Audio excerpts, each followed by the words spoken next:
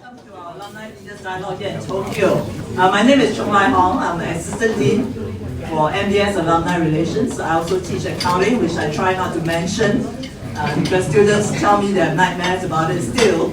Anyway, that's my day job. So yeah, I'm glad to be here and to be able to join you here in Tokyo after many years. Tokyo holds a very, very special place in my heart because I had the privilege of spending months here during my sabbatical. Someone asked me before this when that was again. I cannot remember when. A few years back, I think. Spent my sabbatical with Waseda, so that was quite special. Living here for a few months. And it's always great to be back here because of the alumni that are always so supportive. So why are we doing this?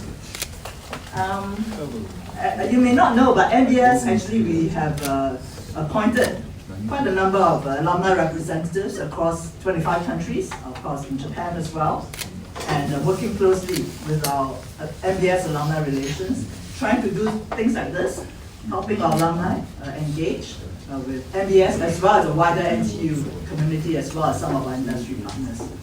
So we're happy to do that. And here in Japan, we rely very heavily on NBS, our NTU, Japan Association members, and I think that's headed by Suzuki-san, who contributes a lot, and together with the other members, as well as our NBS international representatives, who also help us in many ways. So thank you to each of you for doing so. Now allow me just a few, maybe 2 minutes, to update you a little about what is happening in NBS, because I have to earn my dinner. Without that, they're not going to let me have my dinner. I think there are a few things that's happening. I think one of the things you probably heard of is that about a year ago we moved to a new building, which is quite exciting. So if you do, and the connection with Japan, of course, who designed the building? Anybody knows? Japanese designer. Nobody knows. Oh no! Make sure I get the name right, huh? Because you made me wonder whether I got it right. Who designed? I don't know. Toyo? Yes. Toyo Ito, no Ito Toyo. Toyo Ito. He's supposed to be a renowned Japanese architect. So now you know. Yeah, so it's a beautiful building. It's a wooden structure. So when you come back, either for a visit, please do join us. And we're doing many things in NBS and NTU along the fronts of innovation, leadership, and technology. We have launched various things that are happening. Things like this we have done in Ho Chi Minh, in Jakarta, in Manila, in Bangkok. Just last year, we've done all of that. And of course, in China, we're quite active as well. So we're really glad to be here. We have also launched new research centers as well as new programs. So we do have a new center for marketing and technology. No surprise what that is, bridging marketing with technology. We have started a few new programs as well. Those alumni may be keen to know. We have a Bachelor's of Applied Computing in Finance program that we launched. We have Executive MSc in Sustainability, and as well as a Bachelor's of Accountancy, which is brand new, starting this year, on Sustainability Management and Analytics. And I think we're also launching an international MBA in Ho Chi Minh City in Vietnam. So very exciting things. There's a lot more on my list, but I'll just stop here because I want to leave a lot of time to our very distinguished panelists. The reason we can do a lot of things like this around the world is because we have great alumni. So thank you again. I can never say thank you enough to alumni. And today we're very happy to have with us Justin, who is moderating, Junko, as well as Tetsu, all our alumni, and I will let Justin do the difficult task of moderating and also properly introducing our two very distinguished alumni. So thank you, everyone. So yeah, thank you. First of all, thanks to NTU for having this event in the first place. This is a rare opportunity for us to gather together as either graduates or current students, of which I think there are quite a lot. I haven't met all of them yet, but hope to. So thanks also to the panelists who I'm going to introduce now. So we have Junko Kimura, who is the Head of Commercial Operations and Executive Officer at Gilead Sciences Japan. And then we have Tetsu Horie, who is from Waseda Business School. He's a professor and executive coach. And sorry, Kimura-san is also on the NBS Advisory Board. Yes. I myself, I'm Justin Prescott. I work at PwC. I graduated from the dual degree program 2016. Can't believe it's been almost 10 years. And I've been working in Japan. I've been working in Japan since then in corporate finance and consulting. And it's my pleasure to be your moderator tonight. So before we start, I just want to give a little segue into our conversation tonight. The topic is about AI in career and leadership. So the thing that stands out to me about the MBA and looking back on it is the diversity of the people that you meet on an MBA, and also NTU as a whole is very diversity focused. And the value of diversity lies in being able to get opinions and perspectives that you normally wouldn't from people who are different from you. And tonight, I think we have a rare opportunity to share information and points of view on this topic with one another. And those are points of view that we may not necessarily have access to in our daily lives. So I think this is a very valuable opportunity to explore this topic. And as we start, I want to first kind of poll everyone, since we do have so many of you from different industries, different age groups. I want you to raise your hand if you have already used AI in your work directly. Raise your hand. Okay, I'd say it's about 60, 70%. That's quite a lot. Raise your hand if you're on an AI-related project at your company right now. Okay, still about maybe 10%. Okay, thank you. So with that, I think we're going to go ahead and start the discussion. So I'm going to move over to my seat. Okay, so the first question is, since my graduation in 2016, there have been a number of technologies that have come along. I can think of, for example, metaverse, cryptocurrency, tokenization of assets, RPA, all of these technologies that had great promise. And some of them have matured into very valuable technologies that have been implemented throughout most companies, and some of them have completely flopped, never to be heard of again. So my first question to the panelists is, in your opinion, how big is AI? Is this something that we should seriously be paying attention to, or is this another kind of technology that's just going to flop? So I'll start with Junko-san, and then Tetsu. Okay, thank you.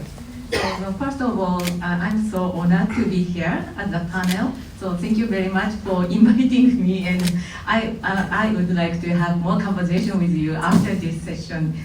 And regarding the AI, I think it's far beyond the impact of the various technologies so far. So I checked from the end user perspective.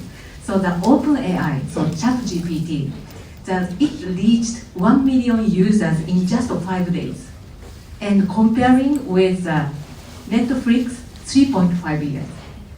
Airbnb, 2.5 years. Twitter, 2 years. And Instagram was 2.5 months. So we can see this totally different situation, right? It's so hard not to pay attention because the end user's reaction is totally different as of today. And why this difference is happened? Because the ChatGPT, for example, this is trained not to produce a harmful output to the human. So it's more like a very empathetical response they can produce. So that's why we really like this reaction from the computer. So that's why this is making the very different reaction from the people. And in terms of the knowledge, so it's already getting beyond the average of the human, right? So from the university exam or the doctor's national exam. So from this perspective, this will be a big change, and we will be receiving a lot of impact from this solution. Yeah. Thank you. I think Tetsu-san, I think you had some specific comments about the usage of or deployment of AI within Japan? Okay. Yeah, first of all, I'm also honored to be here. And it's a pity I couldn't eat or drink before this. Okay. Yeah, the impact is really big, I think. And I talked to the executives, and they say the impact is really big. But the thing is, I look at Japan as a national and Japanese executives and Japanese companies, then they don't really use AI yet. So I asked them, do you use ChatGPT? And I don't know. They know, but they haven't used. And those who use ChatGPT, they still use like a searching engine like Google. So I feel that they don't have the sense of crisis or urgency about the AI yet. And that happened for the fintech. So fintech, all the other countries, apply fintech. But in Japan, we need the rules, we need the regulations. So behind from other countries. So I think that's happening. The same thing is happening in Japan. But Beatles' new song was released because of the help of the AI and some Picasso pictures or Ghibli new films. All that from AI. So we really need to deploy because the impact is big. Right. You mentioned the Beatles album. That's one very interesting application. But we had about 70% of people raise their hands saying that they've used AI in work. I was wondering, from Junko from the healthcare perspective and then Tetsu from the education perspective, can you give us some real-world examples of how AI is being used in your respective disciplines? Sure.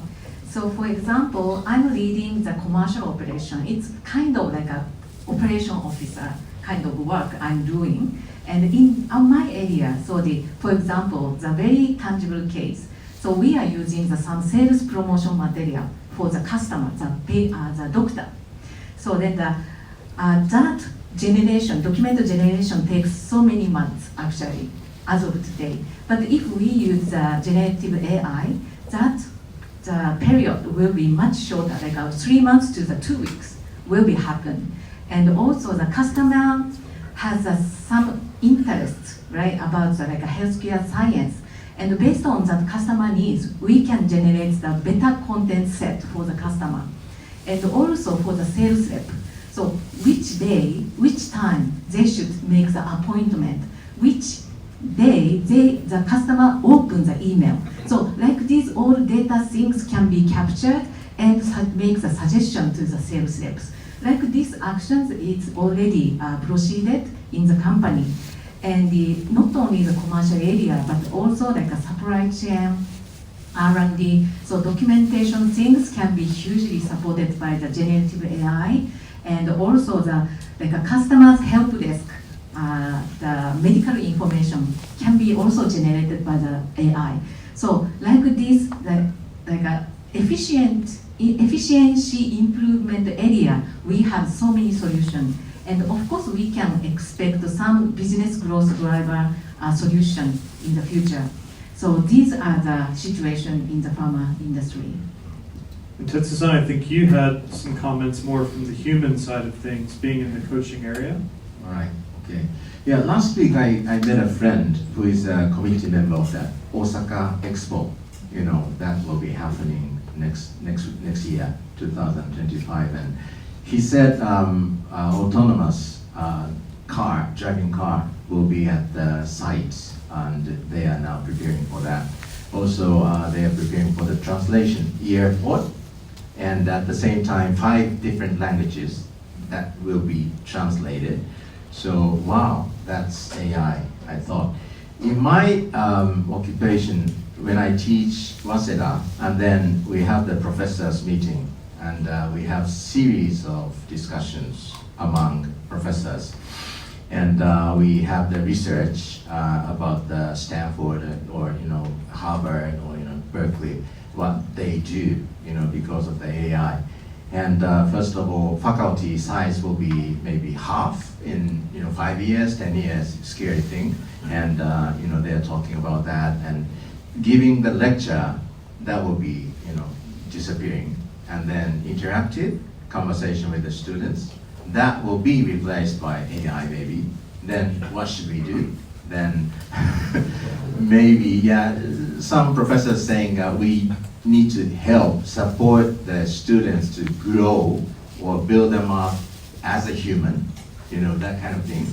So mindfulness or heartfulness, kind of a humanity area, that will be MBA topic. For them to become a great leader, that's very important. Also, I've been doing the executive coaching. So executive coaching, I meet executives face to face. Then they are very happy. I meet them, and then, oh, you look worried, and what happened? That kind of conversation. That's still okay. But the lower layers, they have coaching, but they have the coaching with the chatbot, and they are much smarter than the real coaches. So lots of companies now start using chatbot coaching. So I feel coaching, even what's going to happen for the executive coaching in the next couple of years. Okay, thanks. I think that's a great segue into the next part of the conversation, which is kind of the elephant in the room, maybe for a lot of us, dealing with replacement. So you just mentioned that even in the coaching space, right, this is something that's on your radar. So I wanted to ask the two of you, and we'll start with Junko-san. What do you think is going to be the actual kind of impact in terms of replacement, needing to reskill, etc.? Yeah, so I'd like to explain about my team situation, right? So before that, so the generative AI, it says that it could automate the 300 million people's job in the world. And yes, and then Japan will be receiving the impact, the third highest impact in the world. That was mentioned. So maybe it's a huge impact. So then the tangible example is in my team. So one of my team is a data science team. The data scientist is a really, we cannot hire easily the data scientist, right? So as of today. But when we did the diagnosis, so how much impact will be happen by the generative AI in my team, in my data science team, almost 50% job will be replaced by the generative AI. That was the result. So however, what kind of job cannot be replaced was team coordination, collaboration with other functions, and explanation from the science or the insight generation. So kind of like this job was not really replaced. That was the result. So huge impact. I'm glad it's not all bad news. Tetsu-san, do you have anything to add? Okay. For example, one company or the organization has 100 people now, and then AI will replace the workload of done by 30 people. Then only 70 people can stay, and 30 people will be fired. If that happens, then it's a really big impact. But I hope maybe using AI will increase the productivity, profitability. So, the company size of 100 will be expanded to 150 or 200. Then, even if AI takes some part of the, workload, but still, they need the workload. Also, AI cannot be operating by themselves. So someone needs to develop and maintain and, manage the AI. So that kind of work will happen as well. But the serious one for Japan as well is the wage, salary package. Those who deal with AI need the sophisticated skill set. So their salary will be increasing. But those who are doing something, some work that can be replaced by AI, their wage will be lower. So this wage gap or disparity will be bigger. And Japan now, wage disparity is not that big, compared with those in the States or China or in Singapore. So that will be the social issue, I think. Yeah. Okay, if I can ask a follow-up question. If you could give advice to the audience in terms of reskilling, what would you suggest? Do you have any suggestions about reskilling? Yeah, so the one is I have that also. I have a little bit sense of urgency, not a little bit, but a sense of urgency. So AI might not be replacing my job, but the person who is really managing or using the AI very well can be replacing myself. So that's the sense of urgency first. Then about the advice. So last week I met a professor from the University of Tsukuba, and he is leading the AI area. And I also had asked the question, so what kind of talent will be performing in the future with this generative AI?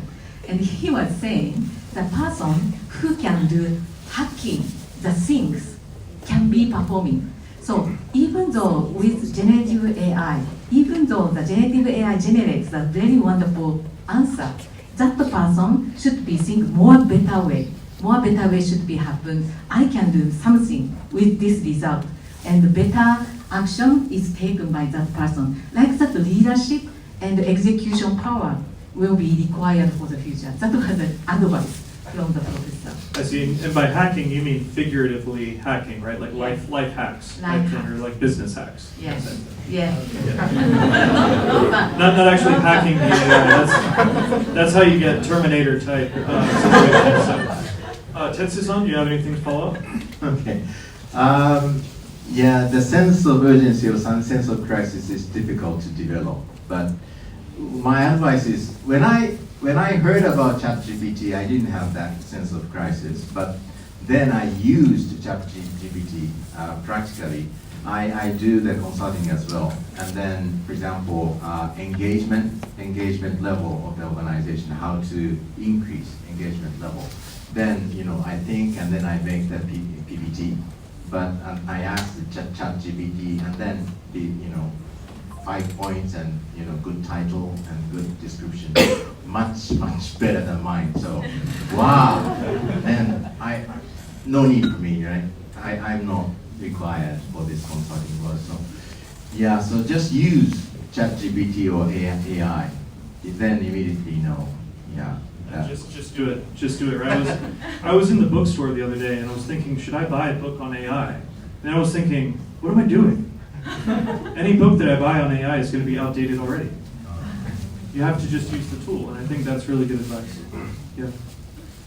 Okay, so moving into the next question. So how many are from the business school here? Most, right? I think. Raise your hand. How many of you remember what a SWOT analysis is? That's not very many hands.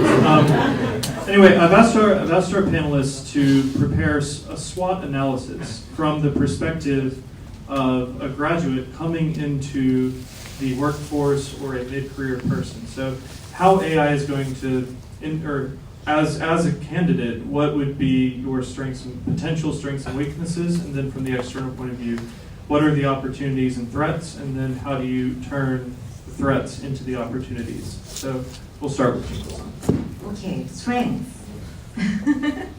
So I think that today I see a lot of a younger talent in this group.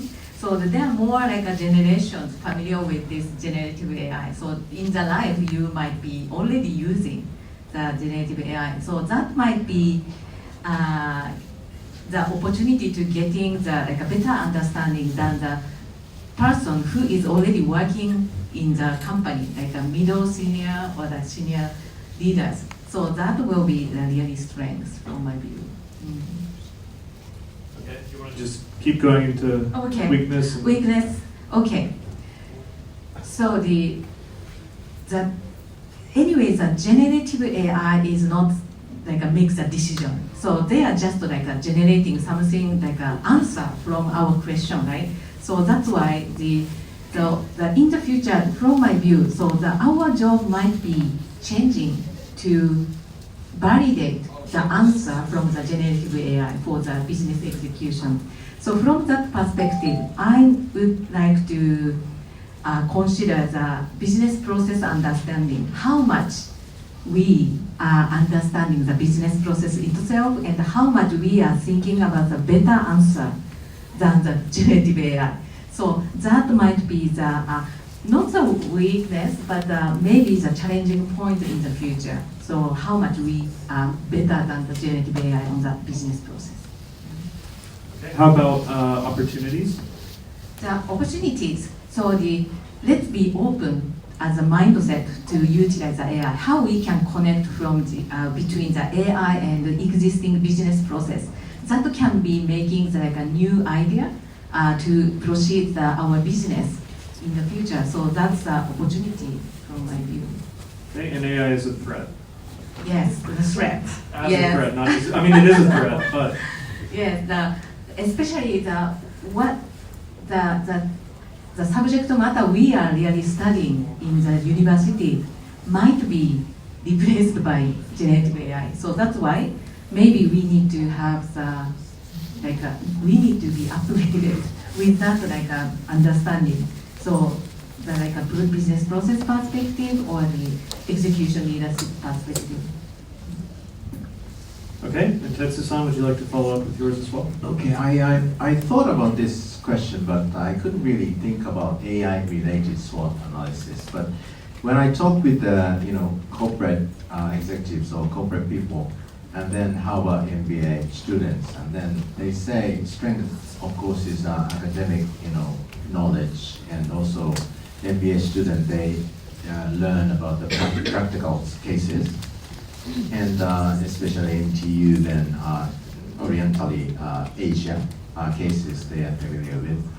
Also weakness, they say, corporate people say, MBA they have atama dekkachi in Japanese, they think theoretically, but they don't know the science. So they're like, they are not humble, they say about, like that. That's could be weakness. They might be right. And yeah, of course, strength, of course, including the network.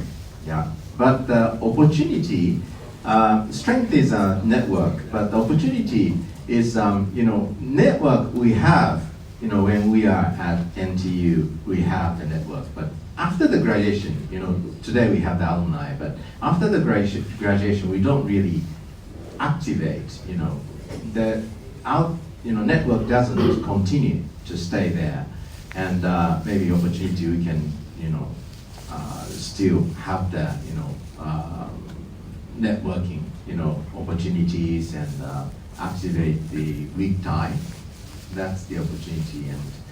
And threat is, I think MBA students, me too, because I'm from consulting firms also, so we tend to think with the framework, right? So SWOT is one thing, and so of course the contents itself disappear, but we know the framework. So we have the solution, we have the issues, and we have this framework to work with that issues.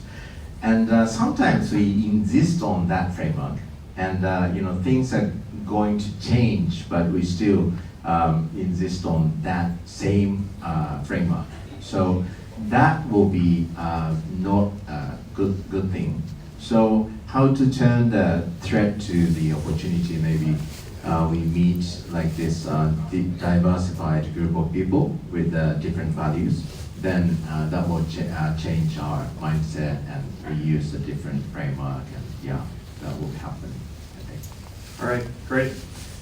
I want to change the conversation just a little bit. So until now, we've been talking within the framework of how AI will affect our careers.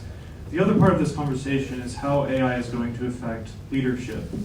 And one thing that really comes to mind for me is, for example, change management. Whenever an organization deploys a new technology or makes some large change to its business, there's always change management issues that come to the forefront. So my question for both of you is, what does it take to make an AI implementation successful, first of all?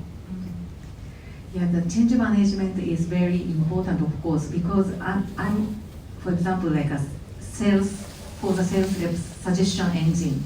So the sales reps are basically thinking that he is really knowing the customer and he is the best person in this company. So they are really thinking, but now we are giving the suggestion. So why don't you take the this key messages for the customer in the next meeting and so on. So then the first reaction was, why I need to do that. So but the few people are starting to see, okay, yeah, maybe this is a benefit for my business execution. So then from that, like a small experience is really impacting to their thinking and becoming the open mindset, having the open mindset and consider to utilize more. So however, it's not so easy. So it takes some cycle of the pilot. So in this pilot, the headquarters side needs to work with the sales rep. Why you think this is a variable suggestion? Why you think this is a good suggestion? So we are really break down of their feeling and then consider the more better suggestion we need to develop with that AI engine. So like that, not so like a magic box that generative AI is. So that we are really working on the process, one by one process itself with that change management journey. So that was an example from my experience. Thank you so much. Tetsu-san, any comments? Okay, for the leadership, there are many kinds of leadership.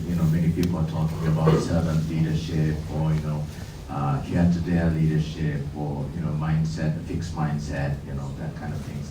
I think AI era, important leadership styles two. One is the visionary leadership and another one is authentic leadership. First one, visionary, because AI will do all the things, transactional things. Then our perspective needs to be higher, bird's eye, view. We need to think. Then in order to do that, we need to have the vision for the organization, for the corporate, and also we need to have the vision or purpose for individual. Then we can have the higher bird's view. And also authentic, because we need to, AI sometimes false and biased information will come. So we need to have what is right and what is not right. Then we need to have the authentic leadership, mindfulness, heartfulness, and then we need to think inner self and, what am I doing? Why am I working for? That kind of things will, give us the right decision and the right way of thinking, what is right, what is not right. So those two. Completely agree. Thank you very much. So in terms of time, I think we're going to conclude the panel discussion part and move into the Q&A. So we're going to take about 15 minutes. Just one disclaimer about the panel discussion, though. None of this content was AI generated. So this was all 100% human being. We actually worked on this, right? We planned. So none of this was GPT, I promise. So if anyone has a question, if you'll just raise your hand, I'll bring you the mic. If you could just introduce yourself as well. Sure. I'm Steve Monahan. I work for a company called Kimura here. I'm on the board of the bank in the UAE. I set up the innovation group at DBS and at AIA. Got DBS using AI in 2013. Built the world's first underwriting company for insurance. One of the core reasons that people look so negatively at jobs is they don't look at AI as an amplification. So in Silicon Valley, and I don't know if you obviously live and work there, you have a growth mindset. So you look at how you use these tools to grow, and therefore it doesn't become this dour story about job replacement. Because one of the things that you do in AI is you take the intelligence out of the organization and encode it. And to do that, the very people that make you successful are those that have that growth mindset. If you tell people they're going to lose your jobs, you're never going to encode what makes your company competitively advantaged. And AI is by far imperfect because it's by definition using a baseline of information and working out the probabilistic outcomes and everything from above. But it never goes back to revisit constraints that are no longer there today. And as technology evolves really rapidly, to go back and challenge some of those foundational constraints actually leads you to those next generations of AI. So I'd be very interested in understanding how you communicate to your company and to senior leaders here in Japan who desperately need to understand growth mindset, is how you would communicate the use of AI from a growth mindset perspective rather than just a job loss. Right. That's a great question. Yeah, that's a really great question. I also had a similar discussion with a GM this week. So that we will provide a external speaker session so that employee can understand what's a generative AI, what's the impact in the future in the business. But so GM was also said, it's not like a replacement of the people or the fire the people in our company. So we should be more open and consider and generate the idea how we can utilize this like a wonderful solution with a very empathetic like a solution, right, for the human. So that's why in my company the management is really like a positive message we are delivering to the employee. So let's consider. So however, some team just following the SOP is really like having the sense of urgency. Yeah, because the manual type of the work. So how we can develop their like next mindset with the AI is still my consideration point, because I think they are really feeling that what's my job in the future, but generative AI might be generating the new job with the AI solution. So that's the point. Maybe they need to think about the reskilling with that business process, business environment. That's still I'm also considering. Briefly, okay. To be honest, very honest, I think that sense of crisis or sense of urgency is really low. I talk to the executives and they don't, some of them in a big company, they don't know AI. And then when I ask about AI, then they say, oh, it's dangerous, intellectual property, that kind of thing, So, but they need to change, the companies need to change. Then what can change? Then that will be the answer. One of the answers is diversity and inclusion. So, they hire from outside.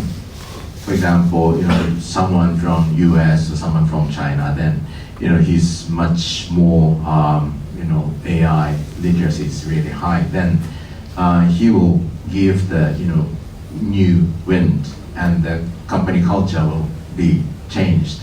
That is really required, and that's happening for the gender diversity or the change management side. So diversity will change, to some extent, and including AI.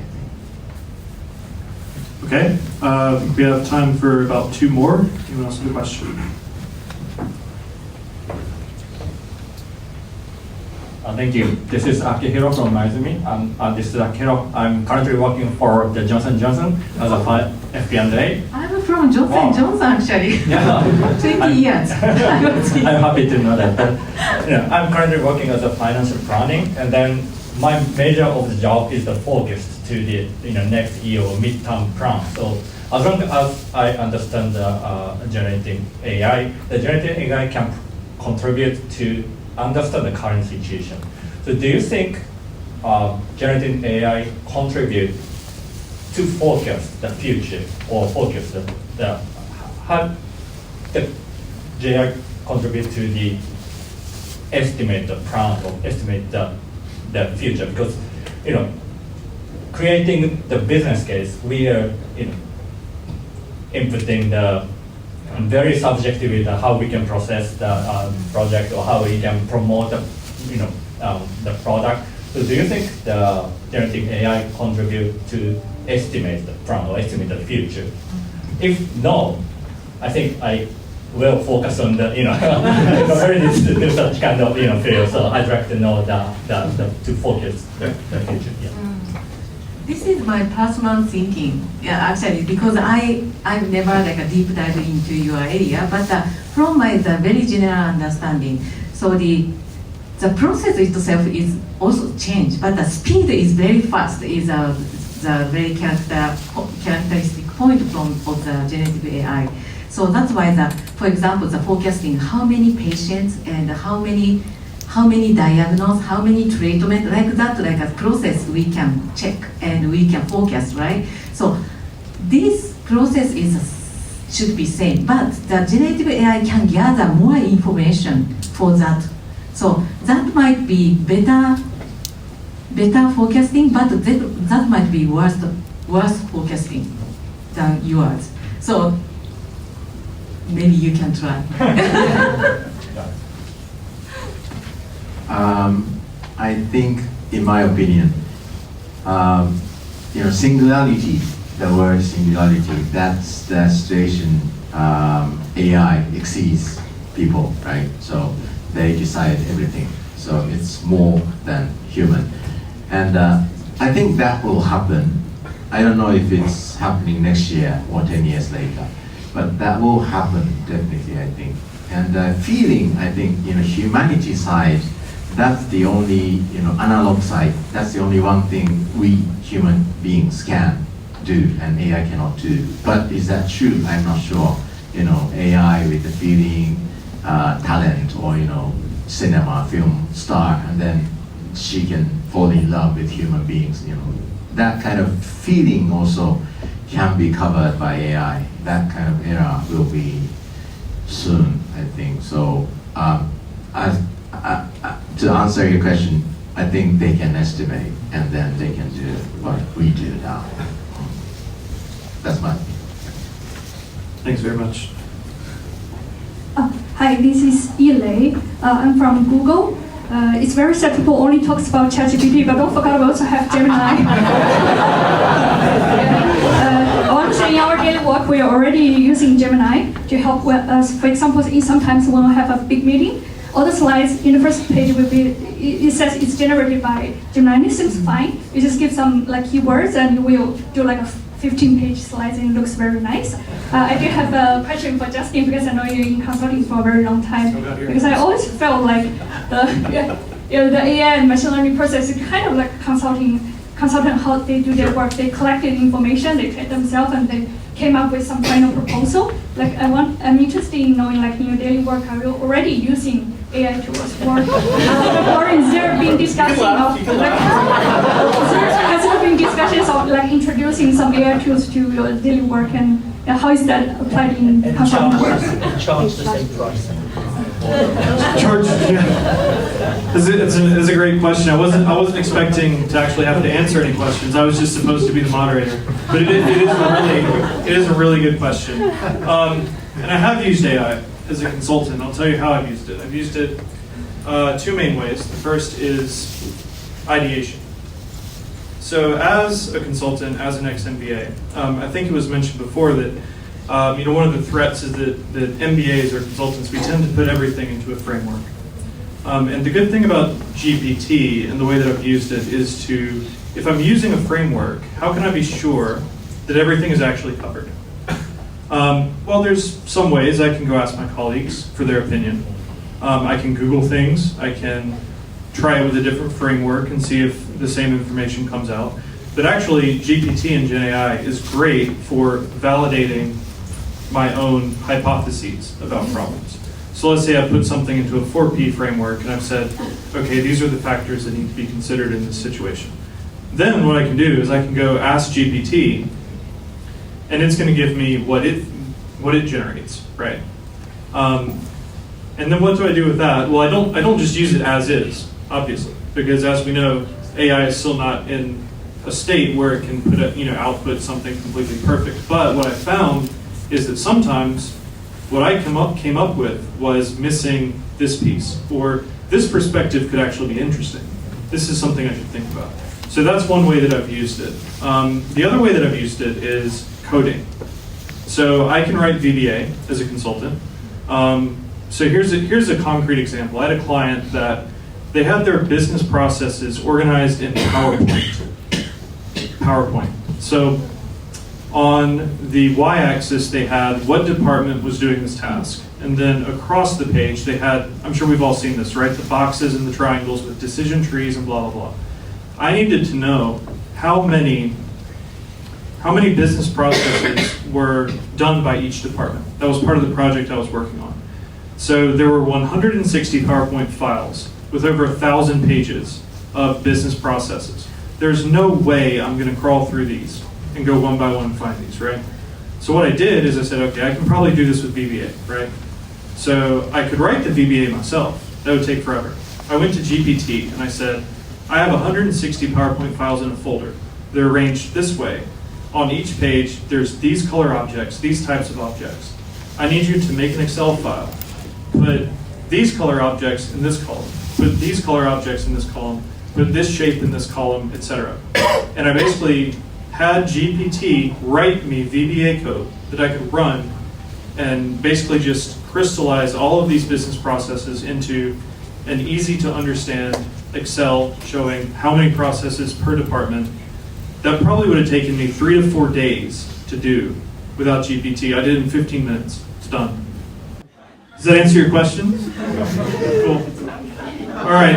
Everybody looks hungry. I think we got a few wrap-up things to go through, right? So can we get a round of applause for our panelists?